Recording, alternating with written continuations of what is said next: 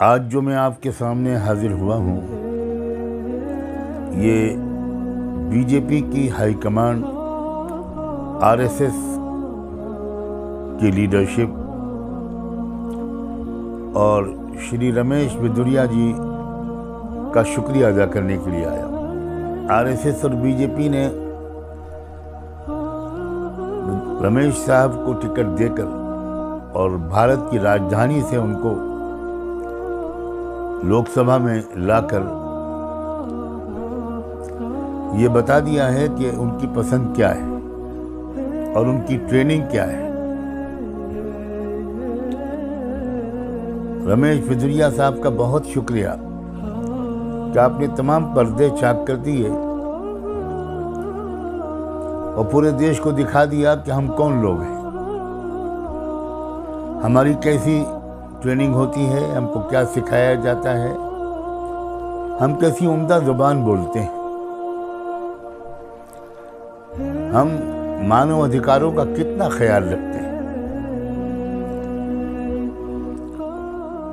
लोकसभा की मर्यादा का कितना ख्याल रखते हैं, जिसको आप ही लोग लोकतंत्र का मंदिर कहते हैं।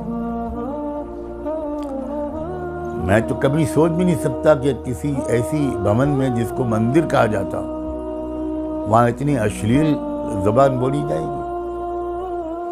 लेकिन मैं शुक्रिया अदा करता हूँ, मैं तो कोई निंदा करने के लिए नहीं आया। आपका शुक्रिया ये है कि आपने सारे पर्दे चाक कर दिए और सारे देश को अब मालूम हो गया कि आरएसएस की तरबियत, उसकी टीचिंग, उसकी तालीम, उसकी ट्रेनिंग कैसी होती है। और मज़ीद सोने पे सुहागा ये कि बड़े सीनियर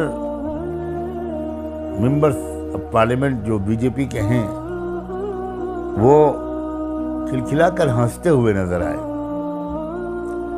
जैसे उनका दिल का अरमान आज पूरा हो रहा है। उन्हें किसी मुसलमान को गाली सुनने में बहुत अच्छा लग रहा है। गली कूचे में, पूरे मुल्क में, जगह जगह तो ये सब होता ही था और इसके आगे हिंसा भी होती थी। अब आपने उसको पार्लियामेंट्री एक लाइसेंस दे दिया कि जब हम यहाँ इस सदन में यहाँ तक जा सकते हैं तो तुमको भी खुला मैसेज ले लेना चाहिए कि तुम पूरे मुल्क में मुसलमानों के खिलाफ कहाँ तक जा सकते। दिल्ली से चुने हुए सांसद का यह हाल है। ये भारत की राजधानी के लोग हैं जिन्होंने इनको चुनकर भेजा है। मुझे बहुत उम्मीद है कि वो शायद दोबारा ऐसी गलती अब नहीं करेंगे। पूरे देश के तमाम वोटरों को, पूरे देशवासियों को मैं कहना चाहता हूं कि अब आपके हाथ में फैसला है।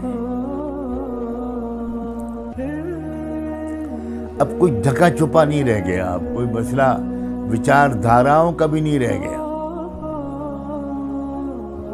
अब आपके हाथ में फैसला है कि क्या आप दोबारा चुनेंगे इस पार्टी को, आप दोबारा चुनेंगे इन लोगों को। मैं अपनी जुबान खराब नहीं करना चाहता, वरना वाकई ये कितने लफंगे, कितने गुंडे किस्म के लोग हैं।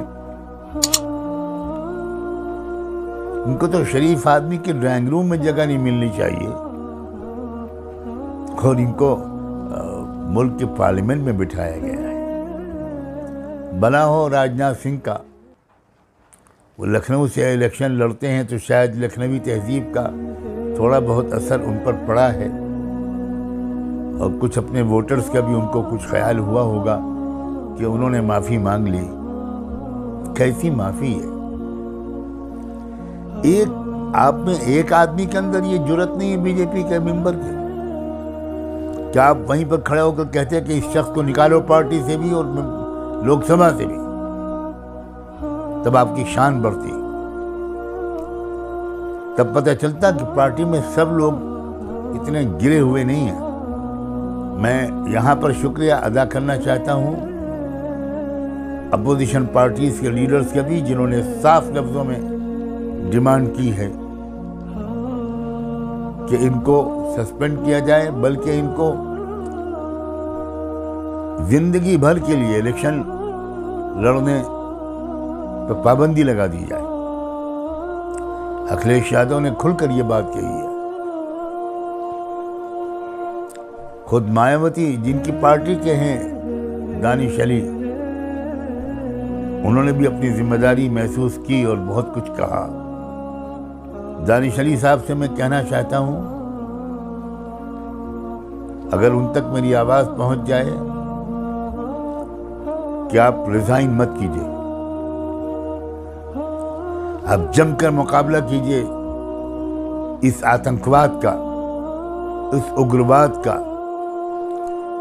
और मैं चाहता हूं कि जिन लोगों ने आपको पिछले चुनाव में वोट देकर भेजा था, वो आप दुगने वोट देकर आने वाले चुनाव में आपको सदन में भेजें। मैं आपको नहीं जानता, ना आपके बारे में जानता हूं, ना आप मुझे जानते हैं, लेकिन एक इंसान की ऐसी तौहीन, एक मुसलमान को ऐसी गालियां, उन मुसलमानों का ज़मीर कहां मर गया है जो राष्ट्रीय मुस्लिम मंच का ढोल बजाते फिर रहे हैं और जो बीजेपी की तारीफ करते हैं और मुसलमानों को आरएसएस से और बीजेपी से जोड़ने की कोशिश कर रहे हैं। क्या हो गया है आपको? आप ये ऐलान क्यों नहीं करते कि अब हम मुसलमान नहीं हैं? मुसलमान नामों के साथ ऐसी बेगैरती, मुस्लिम पहचान के साथ इस कदर ज़मीर फरोशी। आप मुसलमान हैं तो आपको कुछ तो ख्याल होगा कि मरने के बाद खुदा के सामने खड़ा होना है। मैं तो नहीं मान सकता कि जिसको मालूम हो कि मरने के बाद खुदा के सामने खड़ा होना है, वो बीजेपी और आरएसएस जैसी पार्टियों और जैसे संगठनों का साथ देगा, और वो भी इस शर्मनाक वाकये के बाद। मुझे लगता है कि ये जो कुछ कहा है इस शख्स ने, ये भारतीय जनता पार्टी और आरएसएस के ताबूत में आखिरी कील साबित होना चाहिए। मैं गुजारिश करता हूं मुसलमानों से, सिर्फ नहीं, सिखों से, क्रिश्चियन से, बुद्धिस्ट लोगों से, SC ST के लोगों से, ये सब अब बाकी चीज़ों को भूलकर बदतरीन सजा दें बीजेपी को आने वाले हर चुनाव में। और मुझे इस पर कोई ताज्जुब नहीं हुआ है,